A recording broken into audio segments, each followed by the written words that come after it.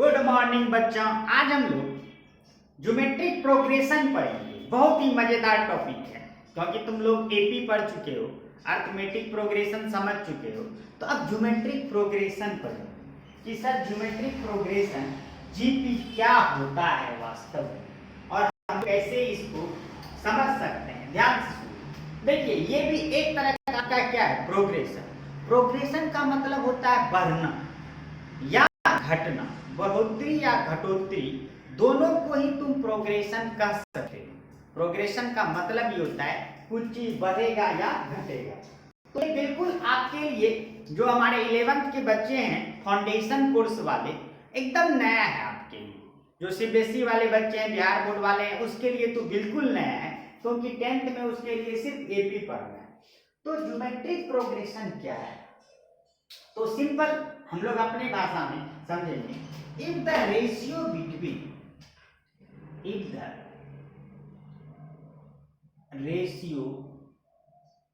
Between two conjugative terms is constant का मतलब same. यदि किसी सीक्वेंस, किसी प्रोग्रेशन का हर एक अगल बगल का, कंजुगेटिव मतलब लगातार, हर एक अगल बगल का रेशियो यदि सेम होता है तो हम लोग कहेंगे वो जीपी। नहीं समझ में आया? देखो एग्जांपल, जैसे एग्जांपल 5, 10 इस तरह से मान। तो एपी में क्या सीखे थे कि सर कॉमन डिफरेंस मतलब डिफरेंस सेम होता है।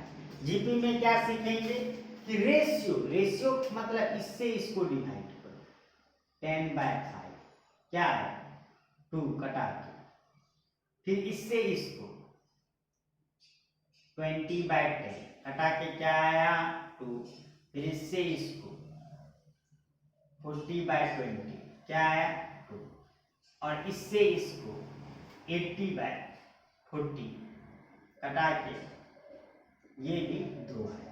मतलब यदि हर एक का अगल बगल का रेशियो सेम होता है, रेशियो का मतलब पीछे से, जैसे एपी में भी पढ़े थे पीछे से घटाते थे, उसी तरह से यदि हर एक नंबर में, किसी सीक्वेंस, किसी प्रोग्रेशन में यदि दो नंबर का रेशियो कांस्टेंट हो, कांस्टेंट मतलब ही नहीं कि इसका 2 आया इसका 3, सबका 2 आया तो सबका 2 ही अगर आ गया तो वैसे प्रोग्रेशन को ज्योमेट्रिक प्रोग्रेशन कहते हैं।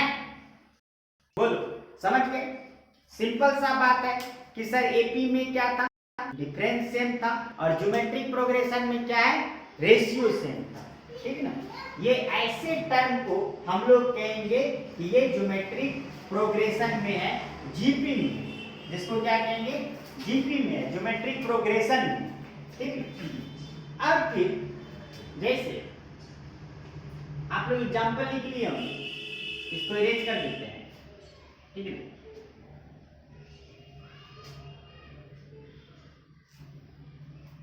तो जैसे फिर दूसरा एग्जाम्पल है 10 इस तरह से। देखो हर एक का रेशियो सेम है 20/10, तो जो पहला इसमें आएगा T1 कहेंगे, दूसरे वाले को सेकेंड टर्म कहेंगे, तीसरे वाले को थर्ड टर्म और फोर्थ टर्म। इसी का नाम है फर्स्ट टर्म, जो हम लोग जैसे एपी में पढ़ते हैं, और उसका नाम है सेकेंड टर्म। तो कॉमन रेशियो जो तुम्हारा होगा, रेशियो जो होगा, रेशियो हमेशा होगा second term by first term, third term by second term, और इस तरह से बढ़ेगा। तो इसका रेशियो निकालो तो क्या होगा 20/10। मतलब इस जीपी का फर्स्ट टर्म को ए से डिनोट करते हैं, रेशियो को स्मॉल r से डिनोट करते हैं। फर्स्ट टर्म 10 हो गया और रेशियो तुम्हारा r = 2 हो गया। ये तुम्हारा जीपी जीपी में क्या होता है कि कॉमन रेशियो हमेशा हम लोग का सेम रहता है। कॉमन रेशियो एकदम सिंपल, तुम लोग आसान भाषा में, जैसे जीपी का मतलब कोई कहीं तुम्हारे दिमाग में आ गया जीपी क्या है, तो जीपी का मतलब है रेशियो सेम। ये तो समझ गए होगे, नहीं समझने का तो कोई बात ही नहीं होता है, बस सिंपल सा बात है, यदि सब में रेशियो सेम होगा उसको जीपी कहेंगे। तो फॉर्मूला नंबर 1 उठता है अब तुमका क्या, जनरल टर्म, ध्यान से सुनो, जनरल टर्म या nth term of a GP. General term का फॉर्मूला क्या होगा या nth टर्म का, तो इसका फॉर्मूला होगा Tn equal to A R N minus 1। General term का फॉर्मूला होगा Tn equal to A into R N minus 1। ये होगा आपका जनरल टर्म, जहां पे Tn को कहेंगे nth टर्म या लास्ट टर्म, ए को कहेंगे फर्स्ट टर्म और आर को कहेंगे कॉमन रेशियो और एन को कहेंगे total number of terms. Total number of terms, total number of terms. Tn का वैल्यू a इंटू आर पर पावर n माइनस 1 होता है। ये हम लोग का जनरल टर्म या nth term of A GP का फॉर्मूला। तो हम लोग ये आप लोग नोट करें पहले, तो ये साइड में एक मिनट अब रुक जाओ, पहले देख लो और सुन लो और समझ लो। देखो इसको, हमारे व्हाइट बोर्ड पे जो है, अब इससे रिलेटेड एक एग्जांपल, यहां से क्या दिख रहा है आप लोग को, यस सर, ठीक है, फाइंड द 10th टर्म, इसको इरेज नहीं किया ताकि इससे देख देख के हम लोग कर लेंगे। 10th term of a GP, GP है ना 20 इस तरह से, इसका 10th टर्म निकाला, तो जीपी दिया है। तो हम लोग का जो बेसिक सिद्धांत है कि यदि आप मैथ्स को सच में चाहते हैं कि स्ट्रॉन्ग करें, तो क्वेश्चन को ध्यान से पढ़िए और गिवन लिखिए, तो और फाइंड आउट जो करना है वो find the 10th term. 10th term मतलब T10, जो लटका रहता है वो n होता है, हम लोग एपी में ही क्लियर कर चुके हैं। अब ये जीपी दिया है, तो इसका पहला टर्म a इक्वल टू 20 और कॉमन रेशियो क्या हो, क्योंकि ये जीपी दिया है तो एक 60 बाय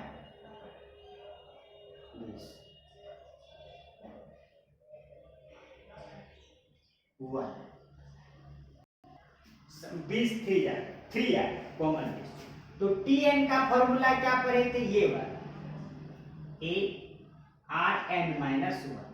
तो ये अब आप इस फॉर्मूला पे बैठा देंगे, तो a क्या है 20, बीच में मल्टीप्लाई, r क्या है बाई 3, इसको घेर दो, n कितना है 10, घटा हुआ, तो 20 3 पर पावर 9। तो 3 पर पावर 9 को मल्टीप्लाई करना थोड़ा टफ होगा, ज्यादा है, तो आप यहाँ ही आंसर रख सकते हैं। और मान लो जो छोटा रहता 3 पर पावर 4, तो इसको 3 पर पावर 4 को 3 इंटू करके ये आंसर। कोई बच्चा जो है इसको ऐसा नहीं लिख देना कि 20 इंटू 3 है तो 60 पर पावर 9, नहीं, गलत। ये सिर्फ पावर आपका 9 3 पे, होल पावर 20 इंटू 3 पे होल पावर 9 नहीं है, तो आपका 20 अलग रह जाएगा, 3 अलग रह जाएगा। तो हम लोग पर कि सर जीपी में जो आपका स्टार्ट होता है जनरल टर्म या उसी को nth टर्म या last term of A GP, तो उसका फॉर्मूला होता है a इंटू आर और r के पावर, r के कपार पर n माइनस 1। तो एक सिंपल सा छोटा सा सवाल दिए कि find the 10th term of A GP, तो 20 60 180 था, तो T10 निकालना है, क्वेश्चन लिख दिए। और हम लोग का हर टर्म इससे दिया था 20 लिख दिए। कॉमन रेशियो 20 60/20 कर दिए, 20 या 7 3 आया। ये फॉर्मूला होता है। निकालना है T10, तो T10 निकालने के लिए a की जगह 20 इंटू r की जगह 3 और 10 - 1 3 पर पावर 9, ये आपका आंसर है। तो जीपी आज हम लोग स्टार्ट कर चुके हैं और ये जनरल टर्म पे के बाद हम लोग कल के क्लास में आगे का टॉपिक पढ़ेंगे। जनरल टर्म पे तुम लोग चाहो तो किसी टेक्स्ट बुक से सवाल बना सकते हो। तब तक के लिए धन्यवाद।